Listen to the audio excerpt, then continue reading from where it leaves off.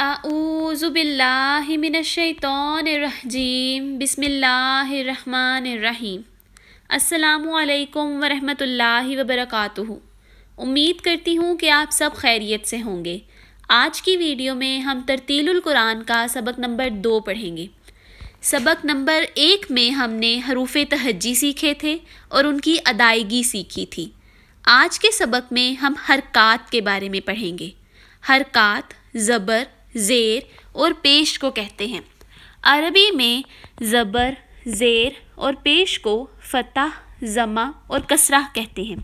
सबसे पहले हम फ़तह के बारे में पढ़ेंगे, यानी कि ज़बर। ज़बर को फ़तह कहते हैं। फ़तह जिस लफ्ज़ के ऊपर आए उसे मुंह खोल के अदा करते हैं। इसे अदा करते वक्त आवाज़ ऊपर की तरफ जाएगी और लफ्ज़ 1 सेकंड से ज़्यादा लंबा नहीं होगा। आपके सामने कुछ हरूफ हैं जिनके ऊपर फ़तह यानी ज़बर की हरकत है।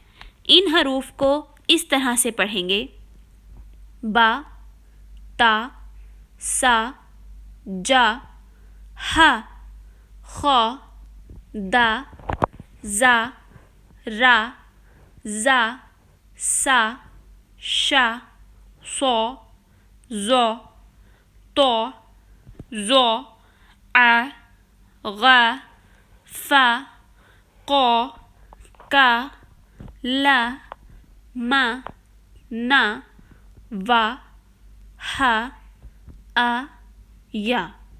इन हरूफ के ऊपर फ़तह यानी ज़बर की हरकत है। अब हम ज़मा यानी पेश के बारे में पढ़ेंगे। पेश को ज़मा कहते हैं।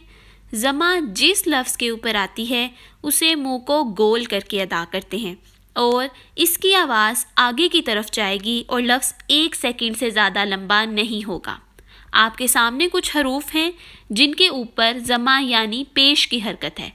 इन हरूफ को इस तरह से पढ़ेंगे: बू, तू, सू, जू, हु, खू, दू, जू, रू, जू, सू, शू, सू, जू, तू, जू, ऊ, गू, फू, कू, कू, लू, मू, नू, वू, हु, उ, यू।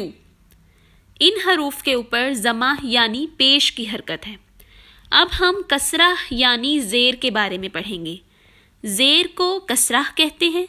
कसरा लफ्ज़ के नीचे होती है और इसको पढ़ने का तरीका भी यही है कि होंठ आपस में मिलाकर आवाज़ को नीचे की तरफ अदा किया जाता है और इसमें भी लफ्ज़ 1 सेकंड से ज़्यादा लंबा नहीं होगा। आपके सामने कुछ हरूफ हैं जिनके नीचे कसरा यानी ज़ेर की हरकत है।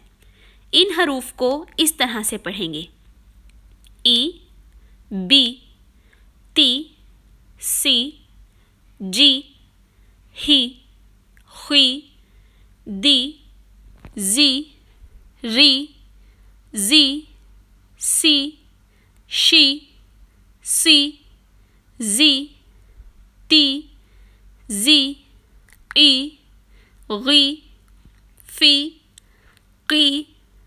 की, ली, मी, नी, वी, ही, ई, यी।